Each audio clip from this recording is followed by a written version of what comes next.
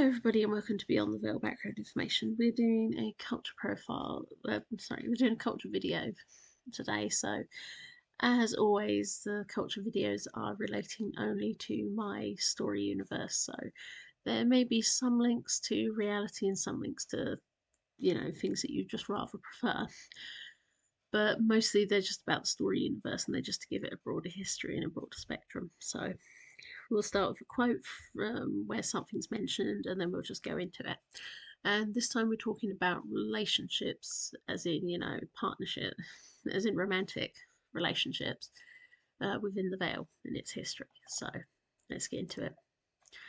There are different kinds of relationships in the Vale, but I'm not here to talk about matters of species talking to species. I'm here to talk about the fact that we've been neglecting some of the basic things in our law, forgetting that we can't just say, oh, it's all right for these two to be together because they're the same species. It's about more than that. Yes, I know you're thinking about how we have made interspecies marriages legal, but only for a certain type, and it usually involves whether they can afford the license. A quote from the Viper King. Relationships in the Vale have always been the subject of speculation, gossip, and a lot of social pressure. In the beginning, the species stuck to one another, and even within each species there was hierarchy, rank, and lineage that denoted who was allowed to be around whom. Then they began to be around one another more. Under the fourth god Baal, they were all brought into a situation where they were given jobs no matter their species and able to mingle with different beings. At this time, relationships could vary, but they were not equal and not always consensual, with Baal awarding beings to other beings and removing any thought of monogamy for demonic harems. Many species were forced into pairings with demons, and this is what is believed to be the cause for there being so many species within the Vale. When Baal was removed and the demons were taken away from their chance to have control, and the inevitable rise of the vampire came,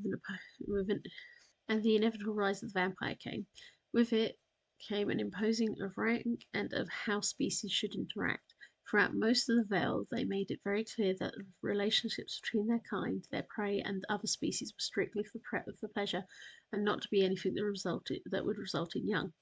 Of course, things happened, but the fact that vampires were so cruel as masters meant many other species would deal with the matter to prevent retribution. Vampires began to use marriages as a way of social climbing and territory from one another, building up their clans and their control of other species, using technology and modern improvements to keep the lesser species obedient and eager for a place they would at least have access to food, water, shelter, and medical care. A place where they had a chance was better than anywhere else. Initially within this, the other species also tended to keep close to their kind, although mixing with the humans and the shapeshifters did occur without infamy. It was then that the shapeshifters started to mix more with everyone, particularly the werewolves, and there was a sudden increase in the interspecies relationships. As they were all of low rank, marriage was easy, and for some species the pairings would produce humans, which made it very interesting for them all. The species began to mingle much more until the Strix and the werewolves started to rise in rank amongst the vampire courts. They began to adopt the same blue blood attitude, and the clan built up in expansion. Steadily, interspecies relationships dwindled back down to just humans and shapeshifters mixing, and no one else daring to mix. Those of the echidna species, however, were more able to have interspecies relationships, many preferring that than them breeding with a typhon and having monstrous offspring. Many felt that it was the only way to pull them further away from the demons, and yet other members of the snake community were left to themselves, humans and shapeshifters once again.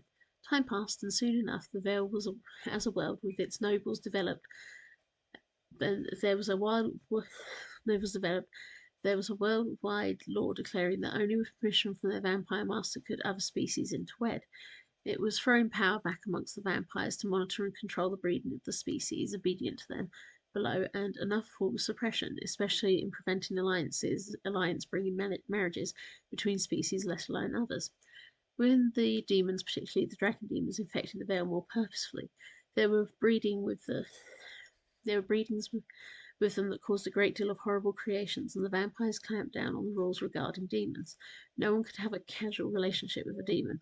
No one could marry a demon. It was impossible. It was impossible when these were dangerous and forbidden pairings. This was difficult for many, although many reformed demons took on contracts with their beings they loved to be their familiars and protectors as a way around it. But vampires were hanging attitudes towards the lower species once again. Vampires were holding attitudes towards the lower species once again. When the chaos of Napoleon caused the rumbling in the European Vale, the rules on interspecies relationships were thrown out the window, but the rule on marriages kept and the rules on demons. Those beings willing to have children titled illegitimate and treated poorly were able to be together, and this caused a good deal of frustration amongst religious groups, and by the time of the Industrial Revolution, they reared their heads. There were more stricter rules for all species to obey, and even more inability to be together if you were even human or shapeshifter with others. It was often thrown back to the vampires to permit these pairings and marriages, and of course it was used against them. However, the werewolf wars had done their damage, and many of the nobles were dropping all of these rules, particularly outside of Europe where they had not often been enforced in the first place. By the 1900s, the laws were being debated. The laws regarding anything other than vampires was dropped, and the species were able to marry. Demon matters were still quibbled, and eventually all vampires were able to marry other species by the 1940s. However, this did not extend to werewolves. The law with the werewolves was only dropped in 1947 after discussion roused by getting through the period of the purists. However, it did not actually amend the rule regarding vampires marrying werewolves. In response to this, too, by 1957 it was legal for same-sex couples to marry species to species. The marriage was, of course, not a religious marriage, but a legally binding partnership that was referred to as a marriage with some of the same rights. However, homosexual relationships between different species were still held as illegal to an extent up until 1965, when the Viper King Malvolio pushed for the equality for all things, including the permission of demons to marry with separate contracts that the Mistema and Hell Enforcers would monitor. It was deemed a huge development towards acceptance within the Vale, but of course during this time the Red Vale and the Scandinavian Vales were not involved in these shared laws, and the American Vale on the whole was battling with its identity and trying to divide itself north and south, as well as religiously. The Asian Vale was also very strict about the rules regarding demons, and would not permit the change for demon law until the 90s. The African and Australasian Vales alone had not put into place any of these rules, although individual territories would flip between them depending on who was in power.